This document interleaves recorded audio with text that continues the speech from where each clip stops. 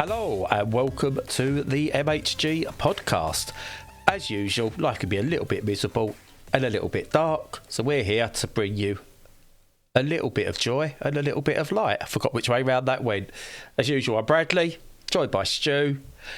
How much are you hating gay flags, Stu? Oh, I hate on it constantly. Yeah, it's the bane of my life. Painted across, crossings on walkways and stuck on the back of people's shirts. It's disgraceful. No, of course not. It's fantastic and I think it's wonderful.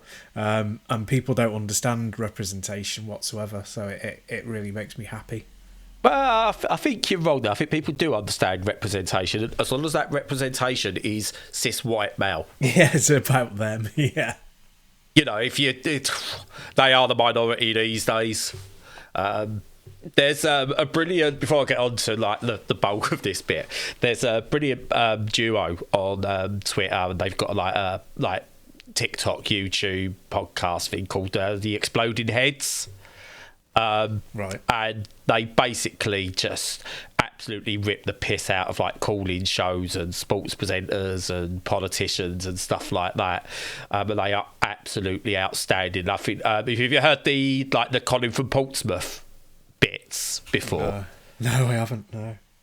They have this ranty person, or called him whatever the news story is of the week, like having a go at immigrants and stuff like that. They'll have the person call in as like Colin from Portsmouth, and he's always called Colin from Portsmouth, who goes on about sort of like how immigrants are doing this and that, but with all the hypocrisy that comes with the arguments and everything as well. And they are just really, really good. And they've done like one that was fairly recently where they're ripping the piss out of Joey Barton without naming him at all. The guy sort of, what do you think about women's football? And the other guy goes, it's not on my radar. I don't really mind either way, as long as they're happy, it's their game too. They goes, but what if you wanted to promote a podcast? Well, they shouldn't even be in football, of course, they're ruining the game. But then definitely goes, yeah, but what if you want to promote a podcast and it's your only source of income? Well, they shouldn't be in the game, and they're no better than serial killers, and it just gets progressively worse. And they nail everything. They are absolutely brilliant. So I can't wait to see their take on the New England kit, where the outrage is being misdirected. So Nike have put a St George's cross on the back of the shirt, and to promote inclusivity and stuff like that, they've put a bunch of colours on there that could or could not be from various different pride flags. And that's it. It's a nice little touch. Looks pretty smart. It's very small on the back of the collar. And yeah, do you know like the left-wing snowflakes, Stu?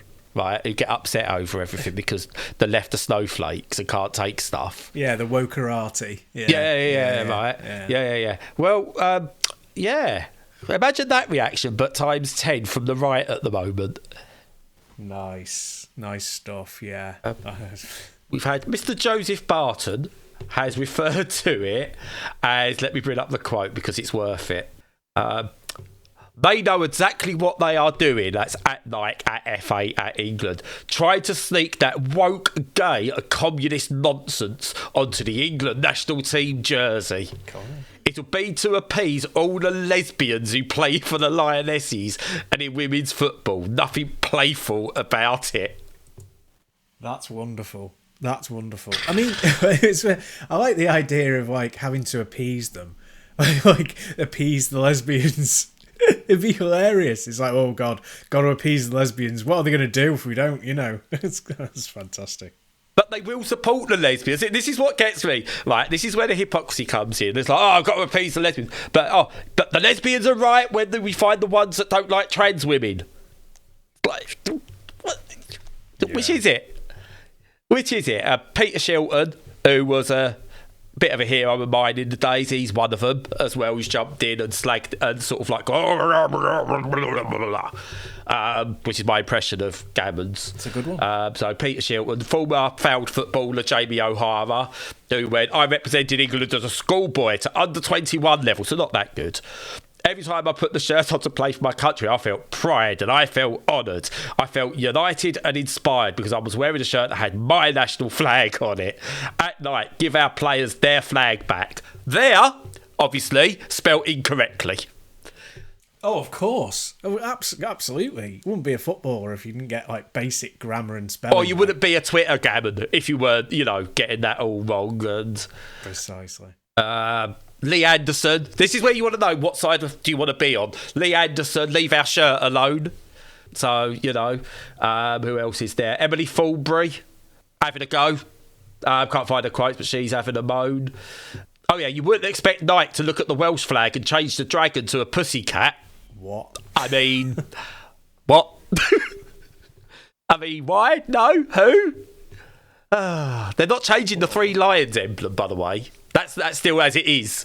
That's still like three lions, which the women on their jersey, guess what they have? They have three lions.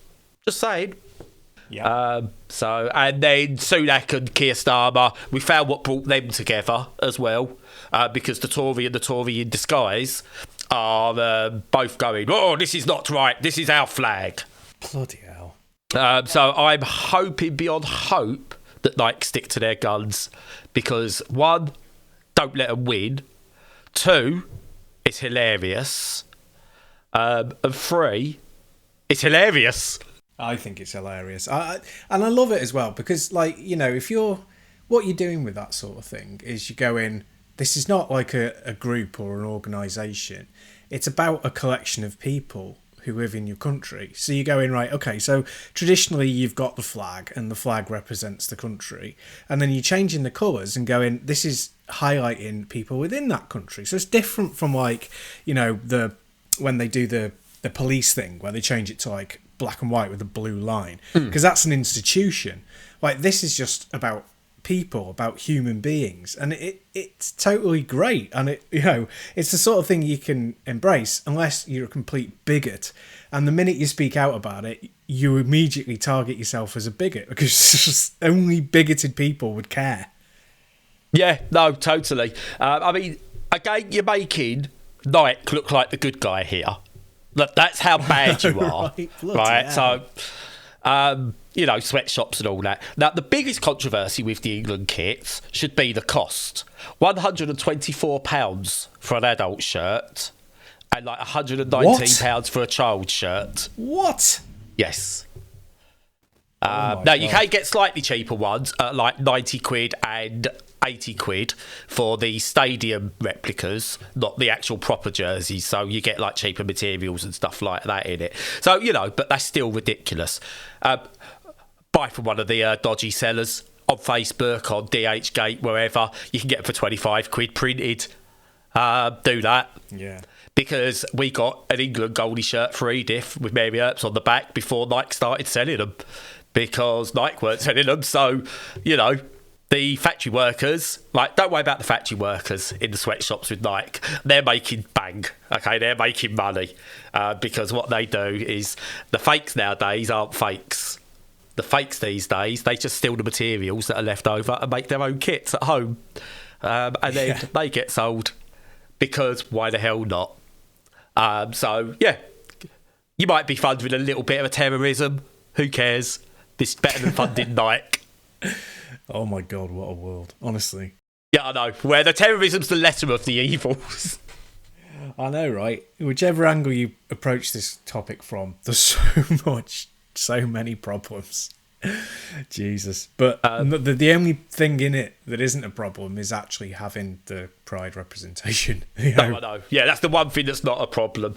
But since we're on this, and I've mentioned Joey Barton, I did kind of do that on purpose. A little bit naughty of me, because you're going to need to do a little bit of editing and beat this out, so maybe time code a little bit. So, when one wants to sue another, which do you support? That's a riddle for the ages. Yeah, that's a psychological, philosophical debate. If a falls in the woods, does anybody hear him cry out, kind of thing. Yeah. All right. So, if a falls in the wood, do you even blame the immigrants? Yeah. So, Jeremy Vine is suing Joey Barton because Joey Barton keeps referring to Jeremy Vine as a bike nonce, because Jeremy Vine decided to mock Joey Barton's intelligence. And despite Joey Barton turning round and saying to any woman who wanted to sue him that he's got deep pockets if they want to, knowing full well they probably wouldn't try, Jeremy Vine, who once famously used his daughter to tax dodge, just to point out, has the deep pockets to sue Joey Barton and to sue Joey Barton. Joey Barton, with supposedly deep pockets and won't let anyone sue him, is doing a GoFundMe for people to raise money for him to defend himself against Jeremy Vine. So when a cunt sues a cunt, which cunt do you want to win? I know, right? That's superb. That is superb. I'd like them all to fail in some way. Like if he won, if Jeremy Vine wins and then immediately has a heart attack, then that would be perfect. Who was what was the one where someone sued someone and they got only won £1? It was like, great, you managed to beat the scummy newspaper, but you still only got £1 and you didn't really earn much out of it either. I'm sure that was one of the Royals, but I don't, or whatever. But yeah, that'd be good. Yeah, it's just. And did you know apparently we are a video game podcast? I've heard rumours, but I didn't believe them. Talking of which, this is how you know I'm ADHD, by the way. I was laying in bed last night and I couldn't get to sleep because this thought came into my head just out of the blue. I wonder what's happened to Daddy Bear. That was keeping you up at night? Yeah, right. Now, I had my phone to hand, right, but this is the ADHD thing. I was laying in such a way that I was comfortable that it was too much effort to reach out and get my phone and Google Daddy Bear. I love that. So I literally spent the whole time having a conversation with myself about what's happened with Daddy Bear. What was she even? I can't remember what she was in. Lo told me this morning it was The Word with Terry Christian, the most mank person who ever did live. Yeah, she's 50 odd years old, which is not right because Daddy Bear's about 20. In America. How is Daddy Bear 50 odd years old? That's crazy. Was Danny Bear the one who went out with Keanu Reeves, or am I getting her mixed up with somebody else? I don't know. My initial thought was she was Danny Dyer's daughter. No, because Danny Dyer's daughter's called Danny Dyer. And I went, that's the wrong Daddy, it's Danny Bear. And I thought she'd done Big Breakfast. Didn't do Big Breakfast. That was Paulie Yates and Gabby Roslin. That's right. Yeah, and then the Essex one. I forgot her name. I don't mind her. I saw her. She was I saw her once in Romford. Yeah. Oh God. Yeah, I should know. This is turning into a very. She was with Johnny Vaughan. Yeah. Oh God, she's great. I can't remember what her name is. She lives down the road. She's on, does she? She's on Strictly. Oh. She's really good. Hang on. Mark Lamar? Jodie Marsh! No! The blonde one. She does the goggle box thing sometimes. So, games. Oh, Denise Van Outen. Denise Van Outen. There we go. Denise Van Outen, that's right. It's all coming up Millhouse. There we go. Do you know games? You know who probably plays games on her phone? No, I've done that wrong. Do you know what Denise Van Outen probably does on her phone? Play games. Yes, video games, Stu. I can't remember what I'm talking about this one. Oh, yeah, Taxi Life. Right, you've got one, I've got two. I'll go first. This has just gone to crap. So, hey, would you like to make some crazy money, Stu? Oh, there's a crazy taxi reference there. Go on, I would. There is. Have you ever played Crazy Taxi and went, it's a bit too crazy for my life? A little bit. But I go, do you know what? Let's just put it down a notch, okay? And we'll go make some sensible money around the streets of Barcelona. Well, now you can, Stu.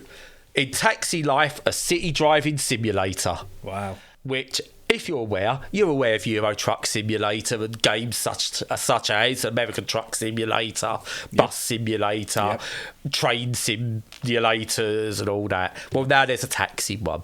Filling a hole in the market. Do you know what? Yeah, do you know what? It's all right. You have to do a driving test, like a proper driving test before you play it. Not as difficult as... Right, for most people, not as difficult as Driver. Driver was piss easy. We've covered that before, okay? It's my one claim to being good at video games is that I pissed all over the driver tutorial. But anyway, you have to do a proper driving test, which includes driving forward, coming to a stop, parallel parking, reverse parking, all that kind of thing, navigating through cones properly, and then you get to go out, and then you pick up your fares. You drop them off because you're a taxi, that's what you do. But in the meantime, you have to sometimes chat to them if they want to chat. You have little conversations about what's going on around town, what their lives are like. You've got to stick fully to the road rules. So you've got to do the speed limits. You don't get on-screen prompts to what the speed limits are. No, you have to make sure you're keeping an eye on the road signs and stuff. The same with the traffic lights and everything. All whilst sort of like you've got to get there on time, so they'll be like, oh, you've got a job to go and pick someone up by this part of Barcelona. It's apparently it's a one-to-one recreation of a part of Barcelona, which is really cool. That is cool. So it looks lovely, but you've got to go pick someone up, and they'll be waiting, and their patience drop the longer you take. So you have to get there, but you have to stick to the road rules. So you get there, you pick them up, and they go, oh, this is where I want to go. You say, okay, let's put that in my sat nav because you don't need the knowledge around Barcelona. And you do that, you build your fleet up, you end up running a big old taxi company in Barcelona. Overall, it's all right. I really don't mind it. There's one glaring issue that needs fixing, though, to make this a fun game, and that's the traffic. By God, the traffic is awful on this, and not just it's really busy. You're on the M25 style traffic. No, they don't know how to use roundabouts at all. Cars just stop randomly if there's a little bit of a build up of traffic. Their knowledge of who to give way to is completely out of whack, and you can sometimes be stuck there for ages while the AI goes, you go.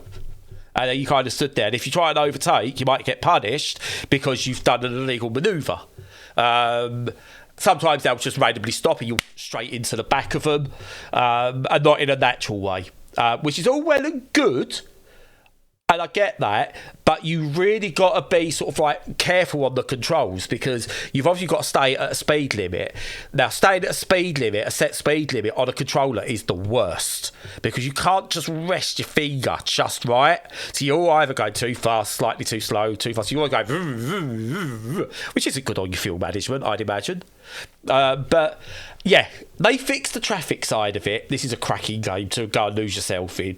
But that traffic management, that's rough, baby. That's rough. Yeah. Don't want to put that bit in like that. Yeah, I just had a quick look at the Steam reviews, and one of them just goes, sometimes NPCs can piss you off. And that's it. That's the review. And it's a U with a U, not Y-O-U, which is hilarious. It couldn't even be bothered to write all the full worders at this point with the game. Well, if they couldn't be bothered to do traffic management properly, then I can't be bothered to write proper words. Exactly. Yeah, why not, eh?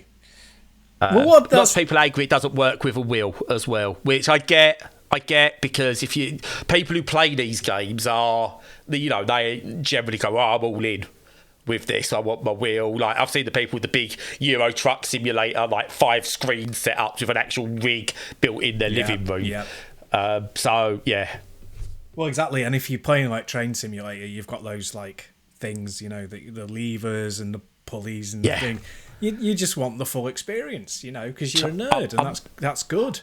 So I'm not gonna lie. If I ever win the lottery, the big lottery, and I get a big, massive mansion house, I'm gonna have a room for Flight Simulator, a room for Train Simulator, a room for Euro Truck Simulator, and have it all there. That would be so. And then cool. I'll have a garden for Lawnmower Simulator for the kids.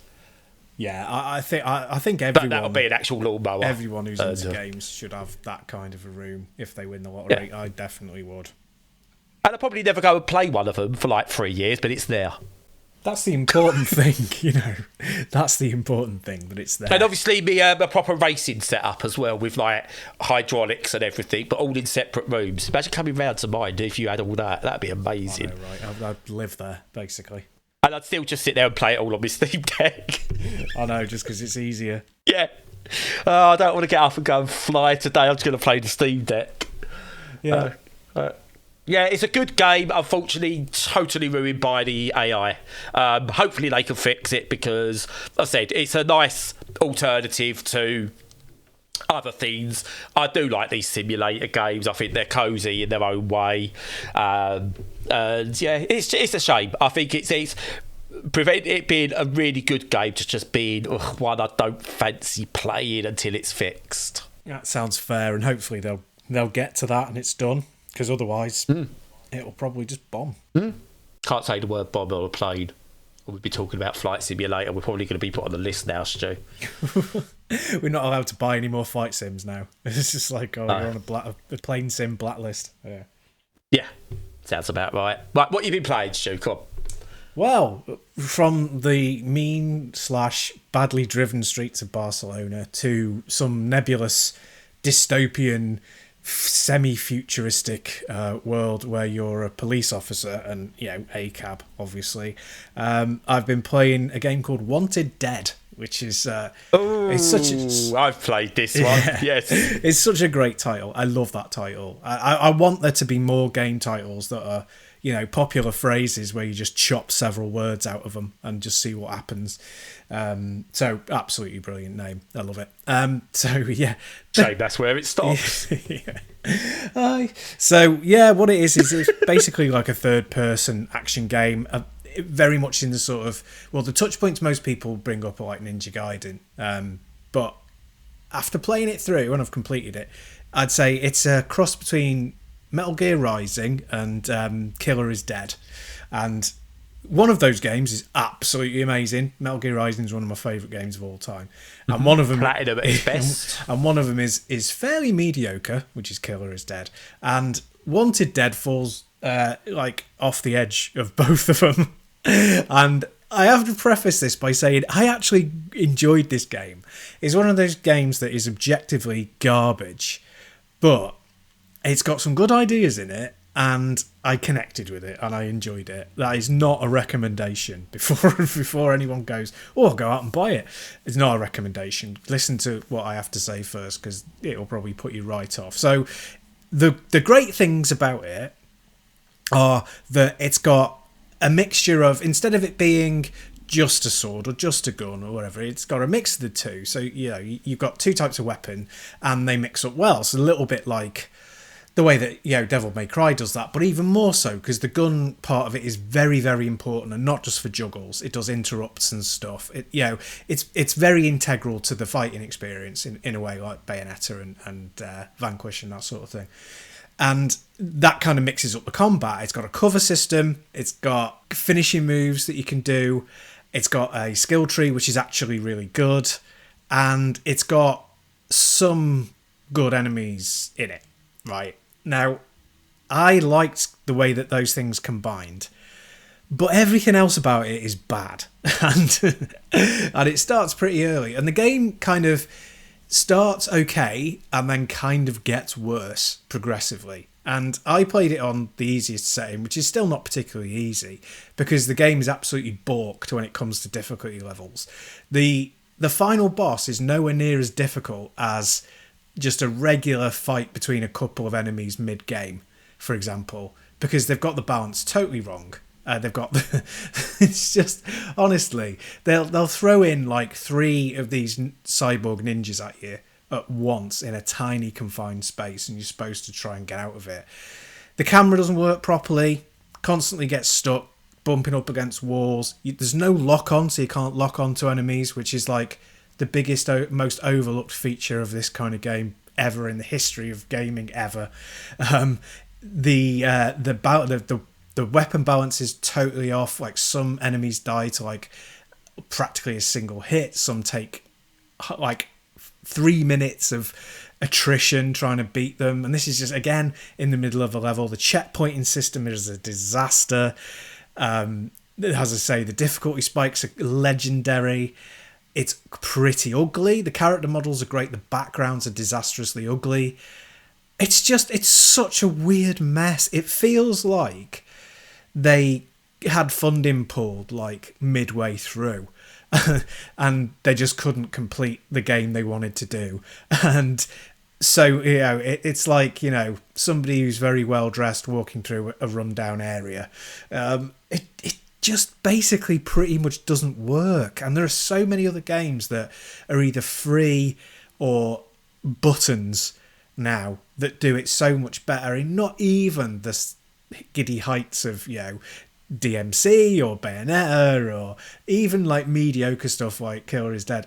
It fails on to surpass any of those, and it falls so short. It's a staggering game. So janky. It's jankmungus, and I still enjoyed it. I'm such a weirdo. Yeah, no, I hated it. I think I covered it on the podcast last year, sometime, or the year before. I can't remember when it came out now.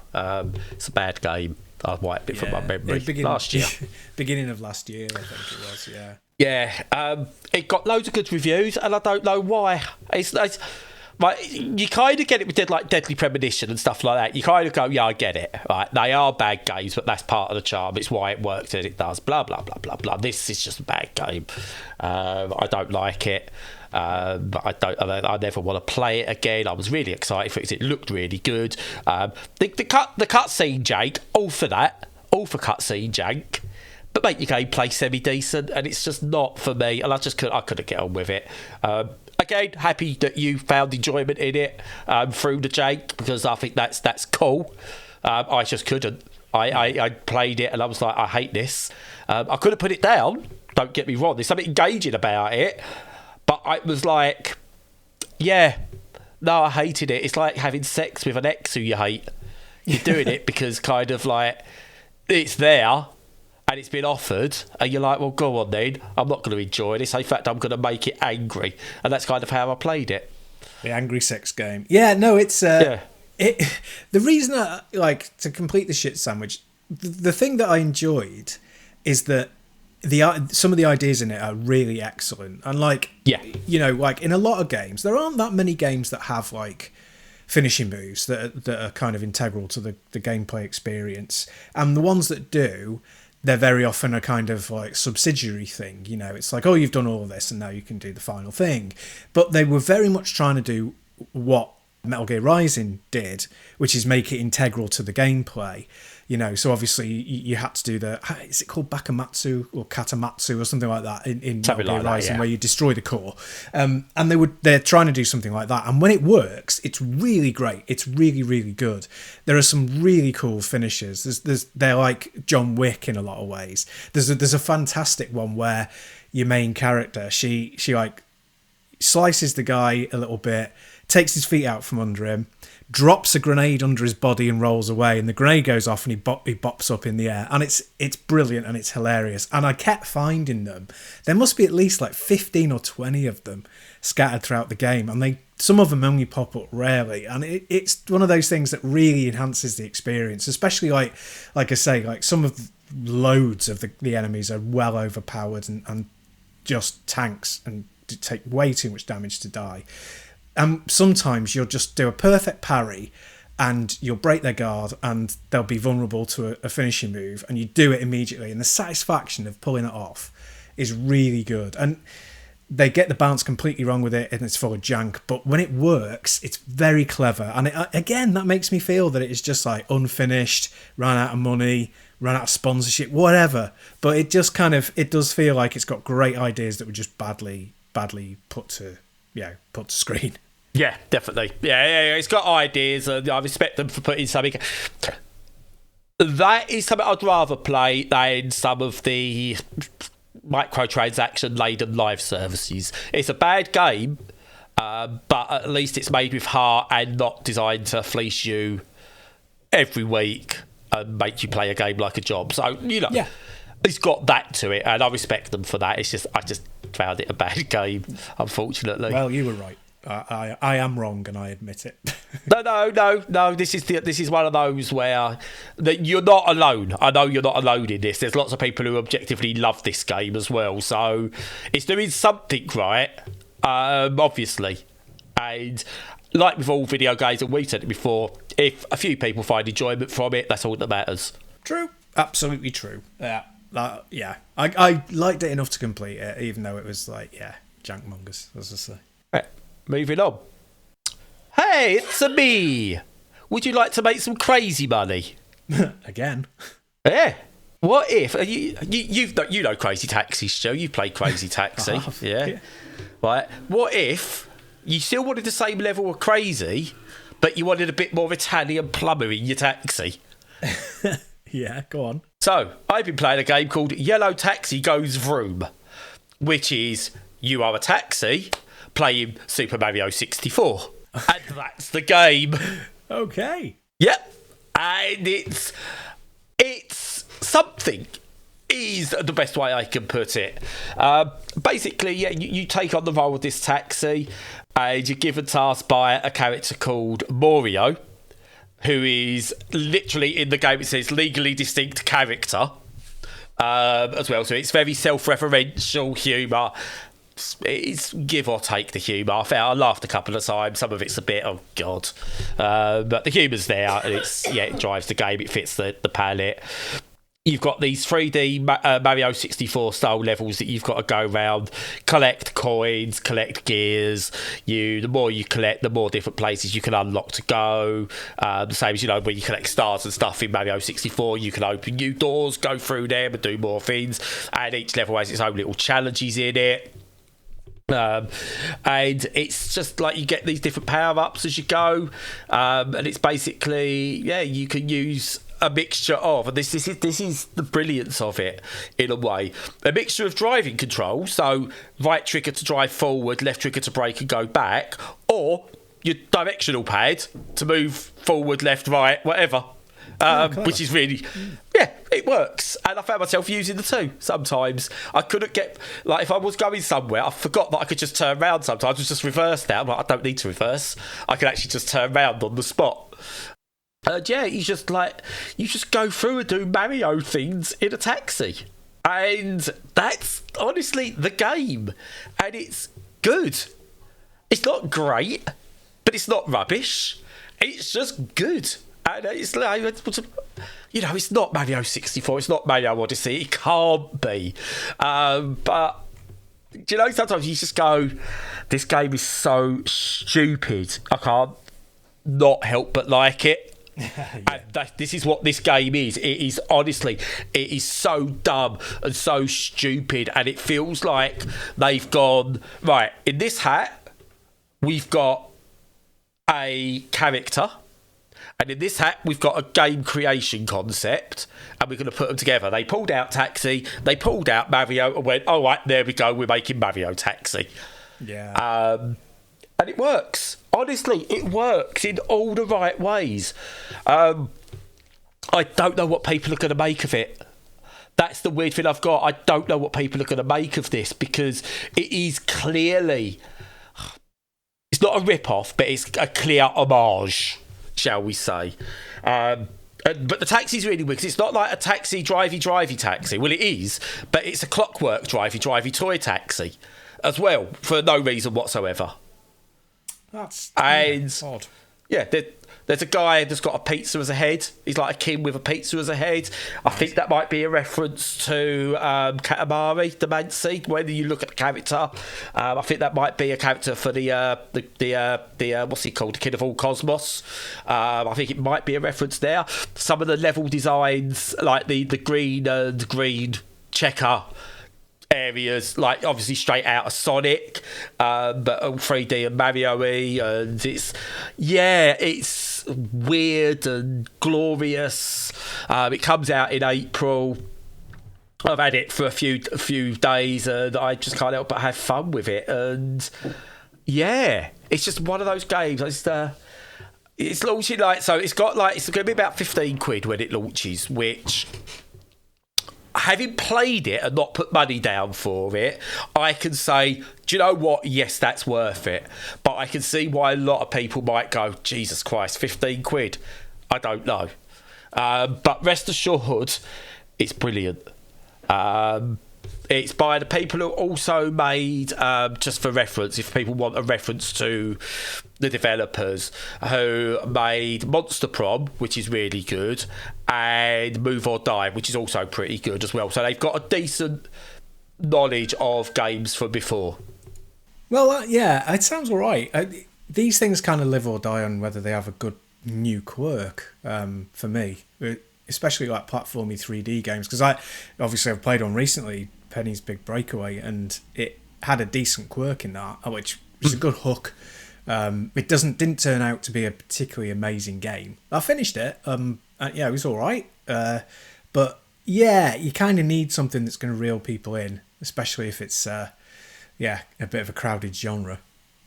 It's got it. To me, it's got it. So one thing I should mention: there's no jump button, by the way, which is weird in a platformer. But you use a variety of like mini ramps and like you could kind of do this weird drive jump thing if you hit things at a certain angle to get across platforms or to reach higher places, and the physics are a little bit forgiving and stuff like that, so it all adds into the quirk. And when you first go, there's no jump up, this is going to get so frustrating. It works. The developers here have made it work within the confines of the game, which I think is very important. You have sometimes a mechanic where people go, oh, we've got this mechanic, you go, that's a really good mechanic, you've not made it work in your game. This is not the case here. Having no jump button, which should categorically be a no-no in a platformer, somehow works here because you're driving a clockwork taxi. Right. And yeah, it does work. And it's like, as much as it looks like Mario 64, I would argue it takes a lot of cues from Super Mario Odyssey in terms of its level structure. So yeah. 2 taxi games in 1 week. I know, that's... And I only just realised it when I started talking about this second one as well. Oh, right. Well, I thought when you did the whole crazy taxi bit that you were like, oh, yeah. No, as I pulled it up and went, right, oh, crap. That's another taxi game. I didn't plan it before the podcast. It's only as I went to start, I went, oh, okay. Let's jump in with another crazy taxi reference. It's a Bug's Life and Ants situation all over again with the two arriving at the same time. Deep Impact and Armageddon and all of that. God, have you read my latest article, Stu? I have not. Well, it's almost like you've read my latest article, because I spoke about, in a bit of cross-promotion, our Indie Roundup for 2024, Week 12, I spoke about the game Bingle Bingle, which has just come out, which is basically Balatro-like. Oh, shit, yes, I have. Sorry, I have read that. Yeah. And I mentioned Deep Impact, Armageddon, and The Bug's Life. Oh my God, well that's it then. I've obviously, it's in my subconscious and it's just channeled it. Yeah, that'll be it. We've inceptioned it. I really have. You have more of an impact on my life than even I realised. I know. I heard you like references in your references or something, I don't know. Is that Exhibit? Is that his name? That's the one? Yeah. They should have that, what? Him with the Inception thing and Leonardo DiCaprio doing that squinty face, and yeah. What is Exhibit? What did he do apart from that meme? He was a rapper. Oh, okay. Didn't he do X Gonna Give It To You? That one that's everywhere. I don't know. I only just know 50 Cent, and that's because he's in video games. Wow, that's going back a few years and all. That's a really good game, by the way. The 50 Cent. I can't remember which one it is. It's the good one. One's really good, one's really rubbish. But there's 2, and yeah, play the good one. Oh, yeah, that's good advice for everybody. I never played any. The Blood on the Sand, was it? Or something like that? That could be the good one. Yeah. And also Def Jam Vendetta, Fight for New York. Play that. That's brilliant. So I'll give it a go. Yeah. We won't review those, just they're really good. Def Jam, Fight for New York, it's brilliant. I think it takes the old WCW, NWO, WWF No Mercy N64 engine and updates it, but with all the same mechanics in it, and it was brilliant. I'm going to play that later. I've got it downloaded somewhere. I mean, legally owned on a disc somewhere. Of course. Of course. And I might play it on a GameCube emulator just to spite Nintendo. Hell yeah. Yeah, stick it to the man. Yes. Do, but not by putting flags on your shirts, because that upsets the man. Upsets the man very badly. Yeah, we don't want to upset the man, we just want to stick it to them. Yeah, you got it. And with that, this man, I'm not a man, I'm non-binary. I don't know where that's going. That's I'm gonna. Yeah, no, I don't know. I'm gonna shut up now, Stu. Fair enough. Yeah. X very much going to give it to you. I just looked it up. No, X going to give it to you is by DMX. So too many rappers with X in their name, in their body. Probably. I don't know what I'm talking about. Anyway, as usual, follow all of our content on the socials. Make sure you check out stuff on YouTube. Go to the website, read the Indie Roundup and all of that sort of stuff. And if you want to, join the Discord for chat. Otherwise, in the meantime, we'll see you here, same time next week, whatever the hell that means, because it's a different time every week. In the meantime, stay safe and stay sane.